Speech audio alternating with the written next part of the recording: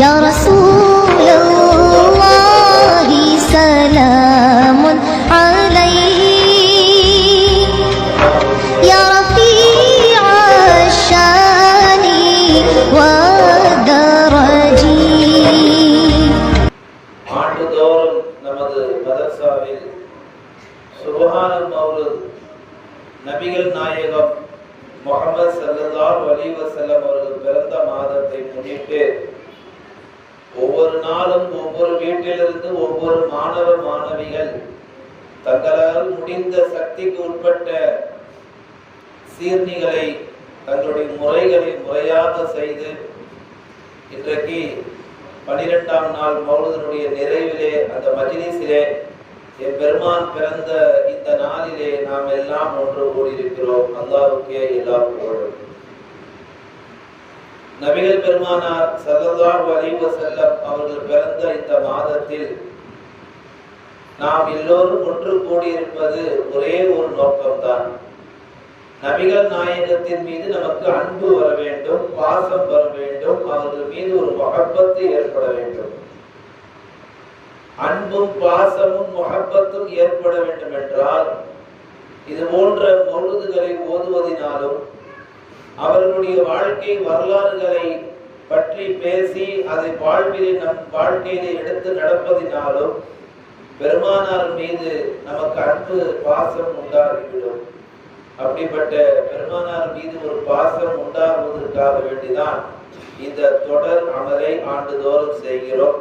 அல்லாஹ் இந்த ஆண்டும் சீரும் சிறப்புமாக நடத்தி தந்தான். இன்றைக்கு அதனுடைய நிறைவிலே நாம் இருக்கிறோம். இன்ஷா அல்லாஹ் ஆரம்பமாக அல்லாஹ்வுடைய இந்த வீட்டில் அல்லாஹ்வுடைய ரசூலை பற்றி ஓதிய இந்த மௌலூத் ஷரீஃப் என்ன சொன்னது, எதனால் ஒன்று கூடினோம் என்ற தகவலை எல்லாம் சரியாக ஒரு 7:25 அல்லது 7:30 ஒரு அரை மணி நேரம் பெருமானாருடைய வாழ்க்கை வரலாறுகளை கொஞ்சம் அலசி ஆராய்ந்து நம் வாழ்க்கையில் எடுத்து நடத்த அது சம்பந்தமாக பேச அல்லாஹ் தௌஃபீக் செய்வாராக. இன்ஷா அல்லாஹ் 7:30 பின்னால் வளமையாக ஆண்டுதோறும் யா நபி பைத்து நாம் எல்லோரும் சேர்ந்து ஓதுவது வளமை.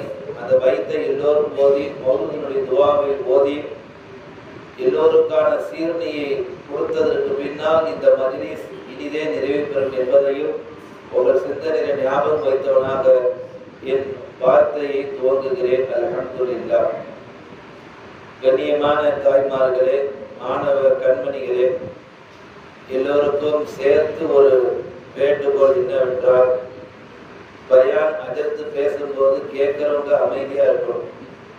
அஜர்த்து ஒரு பயான் பேசுவாங்க, வந்தவங்க ஒரு பயான் பேசுவாங்க. பக்கத்துல அங்க வாரேன், அந்த பையன் எப்படி பார்க்கறாங்க, என்னது இது மாதிரி பேசும்போது என்ன ஆகும்னா என்ன சொல்றாங்கன்றது கவனிக்கவே முடியாது. அதனால எல்லாரும் அமைதி காத்து இருக்குமாறு ஆரம்பத்தில் வேண்டுகோள் விடுக்கிறேன். இன்ஷா அல்லாஹ் இந்த ஆண்டினுடைய தலைப்பு நபியை நேசித்த அன்றைய பெண்களும் இன்றைய பெண்களும் என்ற தலைப்பில். பார்த்தவர்களே, பெருமானார் ஸல்லல்லாஹு அலைஹி வஸல்லம் அவர்களை பற்றி பேசுவதற்கு நாவு எடுத்தாலே நம் எல்லோருக்கும் பேச பேச பேசிக்கொண்டே இருக்கிறான். ஏன் அந்த அளவுக்கு நபிகள் நாயகத்தின் வரலாறு இந்த உலக மக்களுடைய ஆயுள் முடிந்தாலும் முடியும் ஒழிய பெருமானாருடைய வரலாறை நம்மளால் சொல்லி முடிக்க முடியாது. பெருமானார் ஸல்லல்லாஹு அலைஹி வஸல்லம் பிறந்த இந்த நாளில் நபிகளாருடைய ஒரு முகவரியை நாம் கண்டிப்பாக தெரிந்து வைத்திருக்க வேண்டும். முஹம்மத் இன்றோடு பிறந்து 1501ஆம் வருடம் இன்றைக்கு நாம் சீரும் சிறப்புமாக கொண்டாடிட்டு இருக்கிறோம்.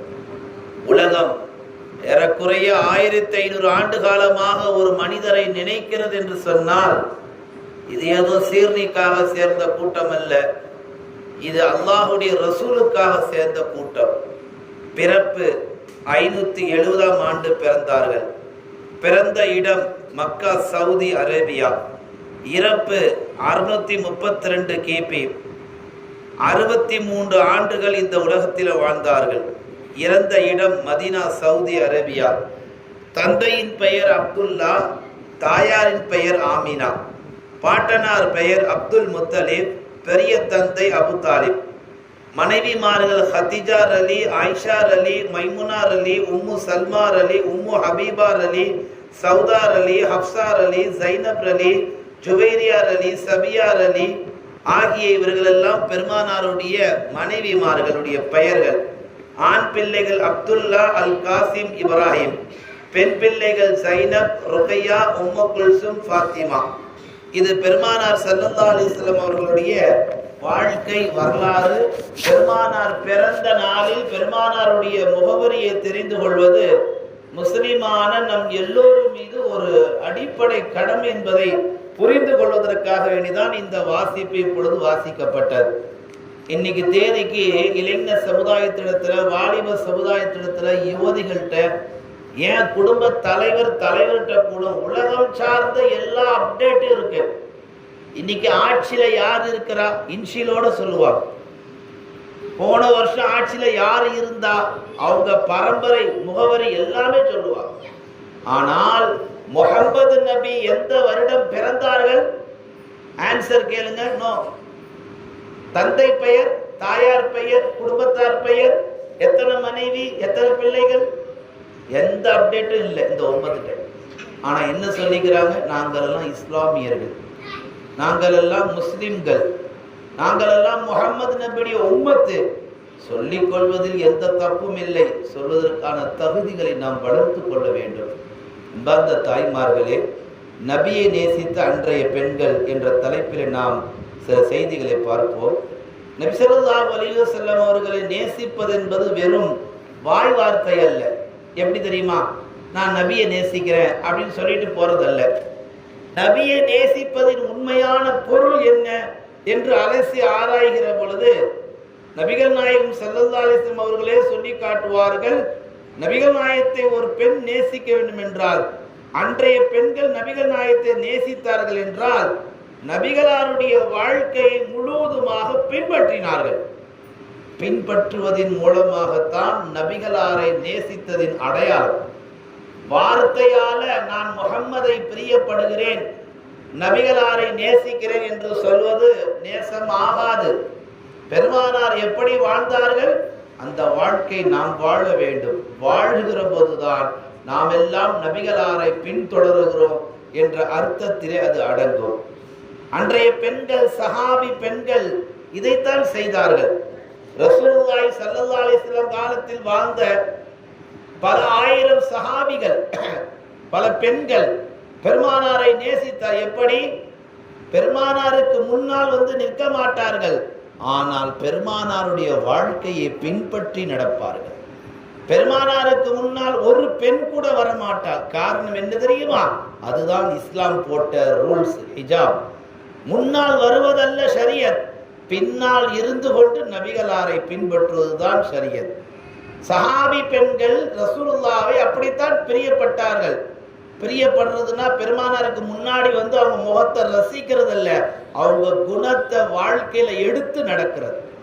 அன்றைக்கு உள்ள சஹாபி பெண்கள் பெருமானாரை நேசித்ததின் உண்மையான அடையாளம் என்ன தெரியுமா? பெருமானாருடைய வாழ்க்கை சுன்னாவை தங்கள் வாழ்க்கையிலே அவர்கள் கொண்டு வந்தார்கள். இதற்கு ஒரு உதாரணம் சொல்வதாக இருந்தால், ஒரு சஹாபி பெண்ணுடைய வரலாறை சுற்றி காமிக்கலாம். பெருமானாரை அன்றைக்குள்ள சஹாபிகள் எப்படி நேசித்தார்கள், இன்றைக்குள்ள பெண்கள் எப்படி நேசிக்கிறார்கள்? ஒரு சின்ன ஒரு கோடு. அன்னைக்கு உள்ள சஹாபிகள் இப்படிதான் நேசித்தார்கள். ஒரு சஹாபி என்ன செஞ்சாரு? தன் மனைவியை கூப்பிட்டு சொன்னார், நான் போருக்கு போறேன், அல்ல ரொம்ப தூரமா வேலைக்கு போறேன், திரும்ப நான் வர்றதுக்கு கொஞ்சம் நாட்கள் ஆகும், நான் வர்ற வரைக்கும் வீட்டை விட்டு வெளியே போகக்கூடாது. இதான் ரூல்ஸ். இன்னைக்கு எப்படி தெரியுமா? யாராவது வெளியே போறதா இருந்தா வீட்லயே கடந்து பைத்தியமாயிராத, அப்படி வண்டி இண்டி எடுத்து பீச்சுக்கு பார்க்குக்கு போயிட்டு ஜாலியாக சுற்றி பார்த்துட்டு அப்படியே சுண்டல் பானிபூரிலாம் சாப்பிட்டுட்டு காற்று வாங்கிட்டு வா அப்படின்னு சொல்கிற கணவர் மாதிரி தான் இன்னைக்கு. அன்றைக்கு உள்ள சஹாபாக்கள், நான் வருகிற வரைக்கும் நீ வீட்டை விட்டு வெளியேறக்கூடாது. அந்த சஹாபி அதை கடைபிடிச்சாங்க. ஒரு கட்டத்தில் என்ன ஆச்சுன்னா அந்த பெண் சஹாபியுடைய வீடு மேல்தளம் என்றால் அவருடைய தந்தை கீழ்த்தளத்தில் குடி வாழ்றார். மேல மக, கீழே பாவா. பாவா உடல் நலம் சரியில்லாம தகவல் மகளுக்கு போகுது, உங்க பாவா உடம்பு சரியில்லை.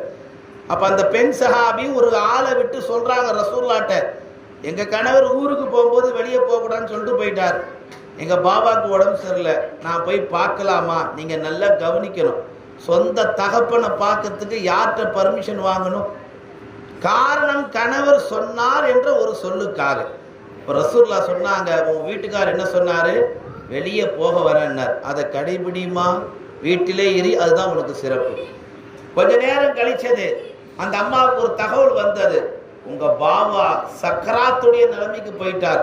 மீண்டும் அனுப்புறாங்க, இப்ப போய் பார்க்கலாமா? உயிர் போற நேரம். உன் கணவர் என்ன சொன்னாரோ அதை கடைபிடியுமா? கொஞ்ச நேரம் கழிச்சு தகவல் போகுது, உங்க பாபா மௌத்தாகி விட்டார். நீங்க நினைச்சு பாருங்க, ஒரு பெண்ணுக்கு உலகமே அவங்க அத்தா தான், அவங்க பாபா தான் ஹீரோவே. அப்படிப்பட்ட பாபா இறந்து போய்விட்டார்ன்ற செய்தி கேட்ட உடனே எந்த பொம்பளை புள்ளையாவது வீட்டில் இருக்குமா? சரியத்தாவது சாப்பாடாவது சொல்லிட்டு இது செய்வாங்க, தூக்கி போட்டு ஓடியாந்துருவாங்க. அந்த அம்மா வரவே இல்லை. இப்பவும் கேட்குறாங்க, உங்க கணவர் என்ன சொன்னாரோ அதை கடைபிடியுமா? இப்போ அந்த மையத்தை எடுக்கணும், குளிப்பாட்டணும், அடக்கம் பண்ணணும். கணவர் வெளியில் இருக்கிறார். யாரு? ஹதீஸ்ல வருது, நபிகள் நாயகம் ஸல்லல்லாஹு அலைஹி வஸல்லம் அவர்களே இறங்கி அந்த மையத்தை குளிப்பாட்டினார்கள், அந்த மையத்துக்கு கஃன் இட்டார்கள், அந்த மையத்தை அவர்களே சுமந்து சென்று அந்த மையத்தை அவர்களே அடக்கம் செய்தார்கள் என்று ஹதீஸ்ல வரும். ரசூல் ஸல்லல்லாஹு அலைஹி வஸல்லம் அந்த மையத்தை பார்த்து, வானத்தை பார்த்து சிரித்தார்கள். சஹாபாக்கள் கேட்ட, யா ரசூலல்லாஹ், ஏன் சிரிக்கிறீர்கள்? நபிகளார் சொன்னார்கள், இந்த தந்தை தன் மகளாரை உருப்படியா வளர்த்திருக்கிறார், ஒழுக்கமா வளர்த்திருக்கிறார்.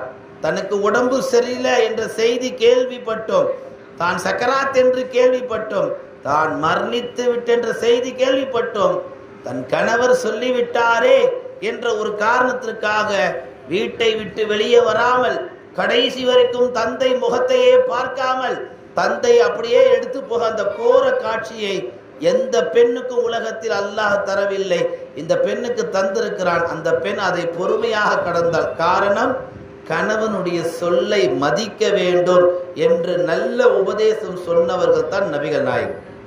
நபிகள் நாயகம் சொன்ன அந்த சொல்லை அன்றைக்குள்ள சஹாபிகள் மதித்தார்கள், நேசித்தார்கள். நபிகளாருடைய சொல்லுக்கு அன்றைக்குள்ள பெண்கள் கண்ணியம் தந்தார்கள், பெருமானாருடைய வார்த்தைக்கு முக்கியத்துவம் தந்தார்கள்.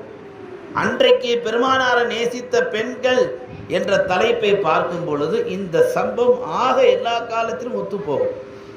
பெருமானாரை நேசிப்பது என்பது வெறும் வாயால சொல்வதல்ல, பெருமானார் எந்த ஷரியத்தை சொன்னார்களோ, எந்த ஒழுக்க மாண்புகளை இந்த உம்மத்திற்கு கற்றுத்தந்தார்களோ, அதை எப்படிப்பட்ட நெருக்கடியான காலம் வந்தாலும் ஒரு பெண்ணோ ஆணோ கடைசி வரைக்கும் அந்த கோட்டிலே நிற்க வேண்டும். அதுதான் நபிகளாரை நேசிப்பதற்கான அடையாளம்.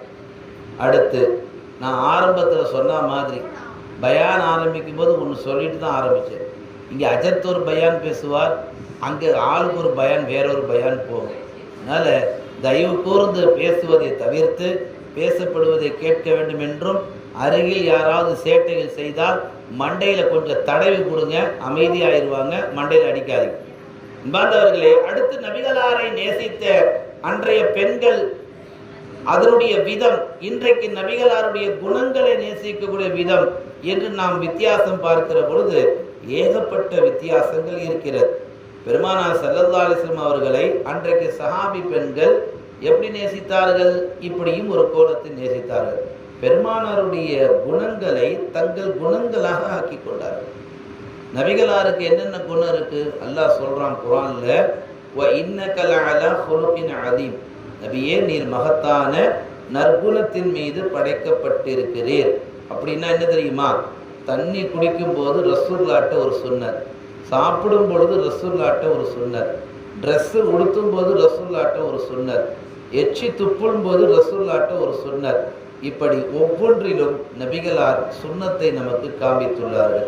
நபிகளார் காமித்த சுன்னத்தை, அந்த ஒழுக்க மாண்புகளை அன்றைய சஹாபிகள் தங்கள் வாழ்க்கையிலே பெருமானாருடைய குணங்களை தங்கள் குணங்களாக ஆக்கி கொண்டார்கள். இன்றைக்குள்ள பெண்கள் பெருமானார் ஸல்லல்லாஹு அலைஹி வஸல்லம் குணங்களை தங்கள் வாழ்க்கையிலே பார்க்கவே முடியாது. இன்னைக்குள்ள இஸ்லாமிய மஹல்லாக்களில் இஸ்லாமிய தாய்மார்கள் தங்களுடைய வீடுகளில் பெருமானாருடைய வாழ்க்கை இருக்கிறதா என்று பார்த்தால் நாம ஏதோ அமெரிக்காவிலையும் ஏதோ வேற ஏதோ ஒரு அதர் நாட்டில் இருக்கிற மாதிரி ஒரு சூழ்நிலையில் நமக்கு சிந்தனைகள் வந்துட்டு போகுது. ஒரு இஸ்லாமிய வீடு மாதிரி கிடையாது இன்னைக்கு. இதற்கு உதாரணம் சொல்வதாக இருந்தால் ஆயிஷா ரலியல்லாஹுடைய உதாரணத்தை சொல்லலாம். பெருமான குணத்தை தங்கள் குணங்களாக எடுத்துக்கொண்டார்கள். ஒரு முறை ரசூலுல்லாஹ் வீட்டில் இல்லை, வெளியே போயிருந்தாங்க. ஆயிஷா ரலியல்லாஹு வீட்டில் இருக்கிறாங்க. ஒரு அம்மா என்ன செய்யறாங்க, 2 குழந்தைகளை கூட்டிட்டு வந்தாங்க. முசாஃபர் ஏதாவது இருந்தா கொடுங்களேன். நபிகளாற்ற ஒரு பழக்கம், யார் வந்து கேட்டாலும் கொடுப்பார்கள், இல்லை என்று சொல்ல மாட்டார்கள். இப்ப ரசூலுல்லாஹ்வுடைய அந்த குடுக்கும் மனப்பான்மை, அந்த குடுக்கும் மனம் அப்படியே ஆயிஷா அம்மாட்ட பிரதிபலிக்கும். ரசூலுல்லாஹ் இல்லாத போதும் கூட வீட்டில் யாராவது வந்து ஏதாவது கேட்டால் முசாஃபிர்கள், வீட்டில் உள்ள தாய்மார்கள் கொடுத்த கரங்களாக அன்றைக்கு இருந்தார். ஆயிஷா ரலியல்லாஹு அன்னைக்கு அவர்கள் ரசூலுல்லாஹ் கொடுத்த அந்த நற்குணத்தை தங்கள் குணமாக ஆக்கி கொண்டார்கள். ரசூலுல்லாஹ் கொடுப்பதை தன்னுடைய குணங்களாக எடுத்துக்கொண்டார்கள். அதை தான் சொல்லுகிறார்கள், ரசூலுல்லாஹ்வுடைய குணத்தை யார் எடுத்துக்கொள்கிறார்களோ அவர்கள் ரசூலுல்லாஹ்வை நேசிக்கிறார்கள் என்று பொருள். ஆயிஷா அம்மா என்ன பண்ணாங்க, உள்ள போய் 2 பேர்ச்சம்பழம் எடுத்தாங்க, அந்த அம்மாட்ட கொடுத்தாங்க. அந்த அம்மா என்ன பண்ணுச்சு, 2 பேர்ச்சம்பழத்தில் ஆளுக்கு ஒன்று கொடுத்துருச்சு. இன்னொரு பேர்ச்சம்பழம் இருந்தது 3வது. அது அந்த அம்மா சாப்பிட போகும்போது 2 குழந்தைங்களும் முதல் பேர்ச்சம்பழம் சாப்பிட்டுட்டு அடுத்த பேர்ச்சம்பழத்துக்கு கையை நீட்டிடுச்சு. இருக்கிறது 1 ஆல்ரெடி 3 நாளாக சாப்பிடல. அந்த ஒரு பேர்ச்சம்பழத்தை அந்த அம்மா என்ன பண்ணாங்க, 2ஆக பிரித்து 2 குழந்தைகளுக்கு ஆளுக்கு ஒரு துண்டா கொடுத்து 2 பேருக்கு 1.5 பேர்ச்சம்பழம். நீங்கள் பாருங்கள் எவ்வளோ வறுமையில் வாழ்ந்துக்கிறாங்க பாருங்க. பசி இன்னைக்கு நம்ம வீட்டுக்குள்ளே நுழைஞ்சாலே மில்க் பாக்கெட் ஒரு 10, மேரி பாக்கெட் ஒரு 10, நொறுக்கு தீனி முறுக்கு அதுன்னு நிறைய இருக்குது. ஆனால் அன்றைக்கி சஹாபி பெண்களுக்கு சாப்பிடுவதற்கு ஒன்றுமே இல்லை. வெறும் பேரிச்சப்பழம், அது கூட 3 பேரிச்சப்பழம் தான். அந்த பேரிச்சப்பழம் என்ன வயிறு பத்தம். அந்த சஹாபி என்ன பண்ணாங்க, அந்த பேரிச்சப்பழத்தையும் தங்கள் குழந்தைக்கு கொடுத்துட்டாங்க. இந்த தகவலை ரசூலுல்லாஹ் வெளியில் போனவங்க வந்துட்டாங்க வீட்டுக்கு. ஆயிஷா அம்மா சொல்லி காட்டுறாங்க, இந்த மாதிரி நிகழ்வு நடந்தது. நபி ஸல்லல்லாஹு அலைஹி வஸல்லம் சொன்னாங்க, அந்த பெண்ணுக்கு அல்லாஹ் சொர்க்கத்தை வாஜிபாக்கி விட்டான். அந்த தாய்மார்களே, நபிகளாரை நேசிப்பது என்பதன் பொருள் வாயால் சொல்வதல்ல, செயலால் செய்வது. வீட்டுக்கு யார் வந்தாலும் இல்லை என்று சொல்லாதீர்கள்.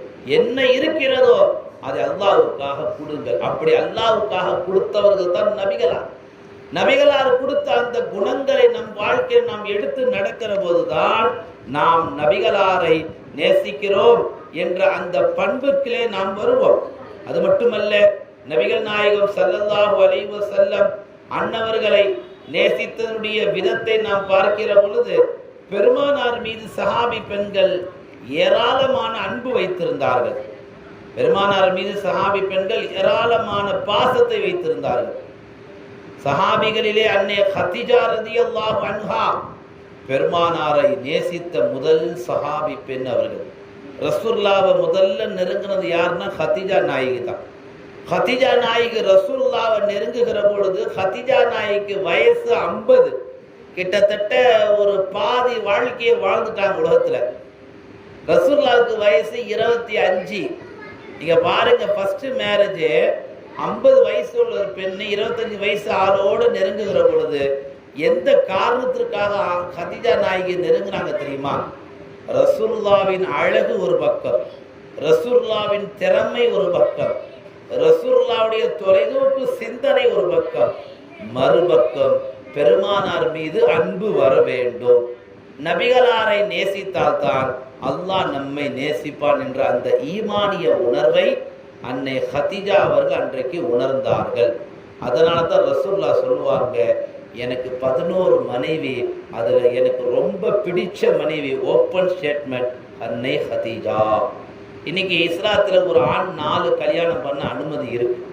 முதல் மனைவி சம்மதிச்சா 2வது கல்யாணம் பண்ணலாம், 2வது மனைவி சம்மதிச்சா 3வது கல்யாணம் பண்ணலாம், 3வது மனைவி சம்மதிச்சா 4வது கல்யாணம் பண்ணலாம், 4 மனைவியும் சரியா வச்சுட்டு இருந்தா இந்த உலகத்துல இந்த சமூகத்துல நிம்மதியா வாழலாம்.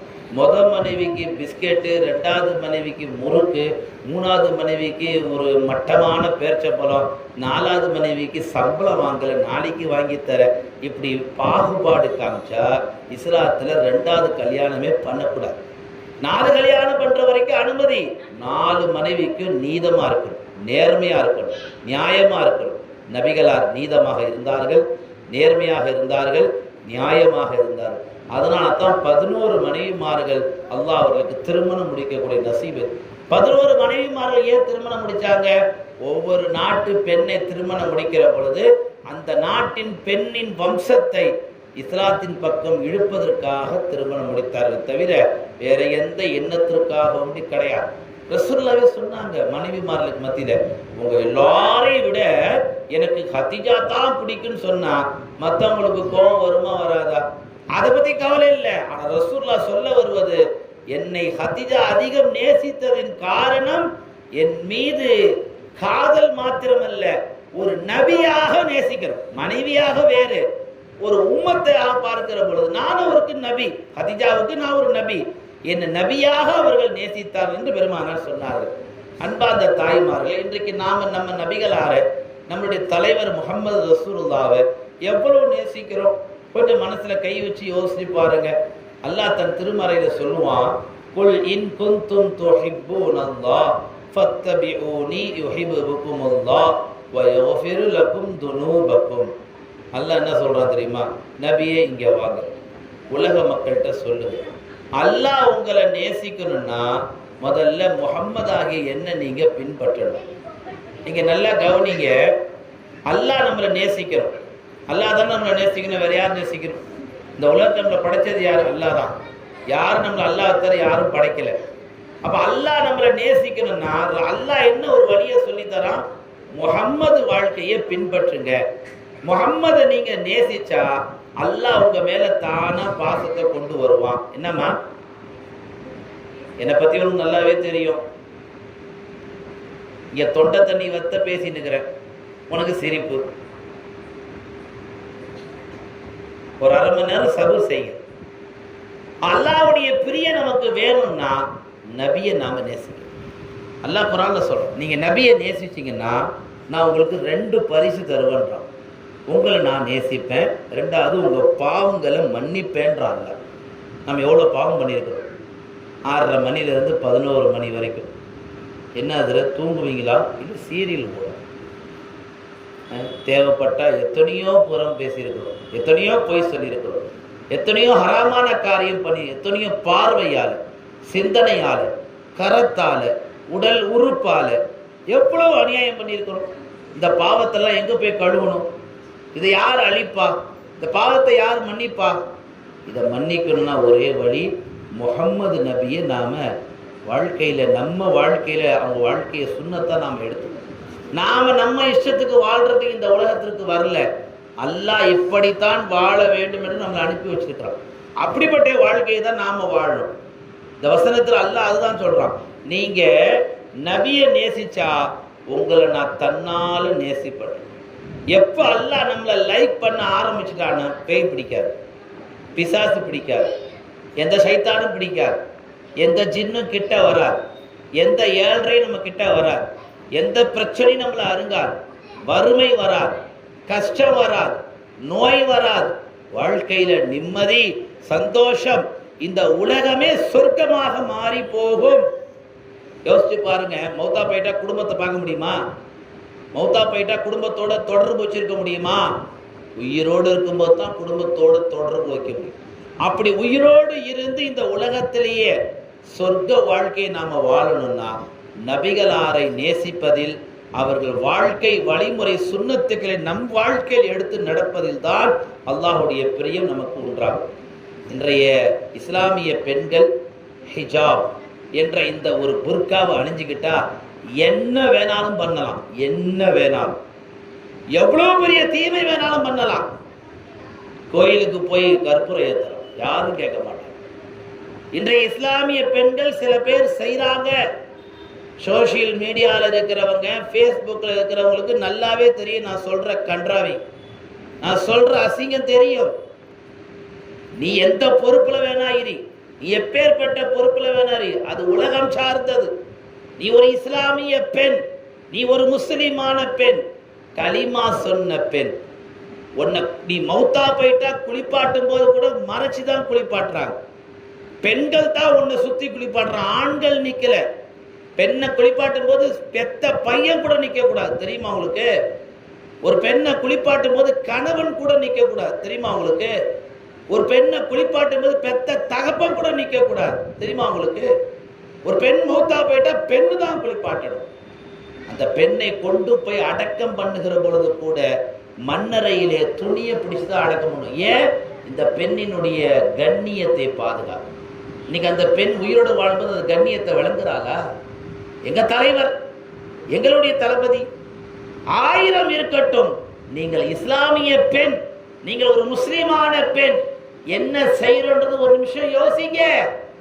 நீங்க பாட்டு செஞ்சிடுறீங்க. உங்களை பார்க்கிற இளைய சமுதாயம், ஓ புர்கா போட்டுக்கிட்டா எந்த தப்பு வேணாலும் பண்ணலாமா, இந்த சமூகத்துல யாரும் கேட்க மாட்டாங்களா என்ற ஒரு தைரியம், ஒரு துணிச்சல் ஒரு பெண் செய்வதனால் பின்னால் வரும் அத்தனை பெண்களும் அதை செய்ய துடிக்கிறார்கள்.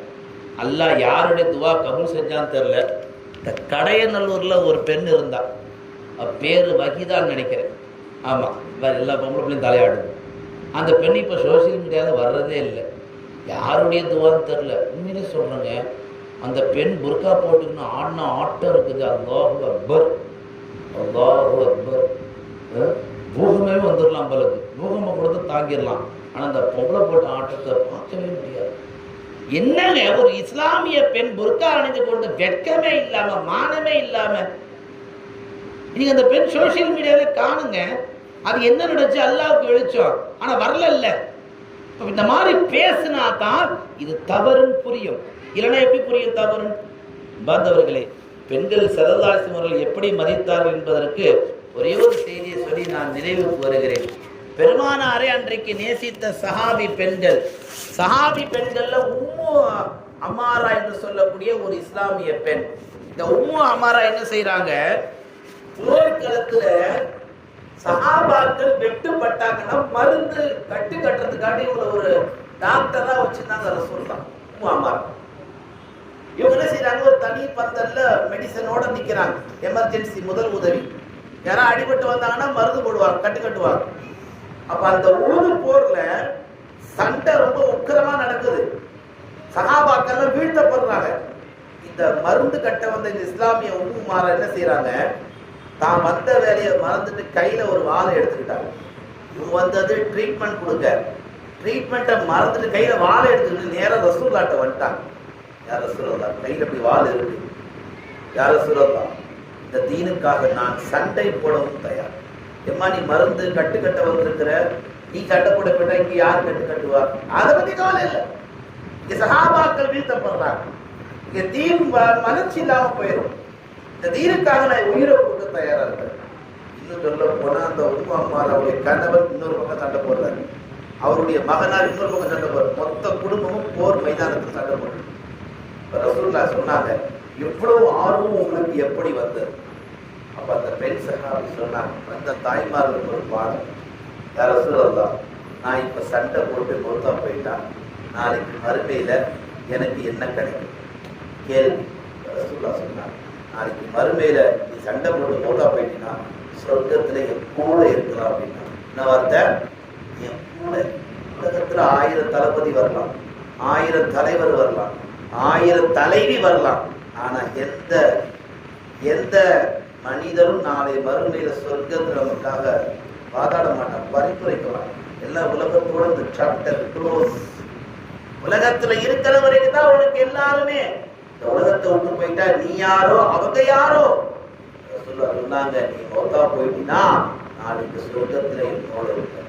அது வந்து போன யார சொல்லலாம் என்று சொன்ன அந்த உம்மு அமாரா கையில வாளை எடுத்துட்டு போனதுதான் தாமதம். எதிரிகளை வீழ்த்தினார்கள் பாருங்கள். ஏறக்குறைய 6-7 எதிரிகளை வீழ்த்தினார்கள்.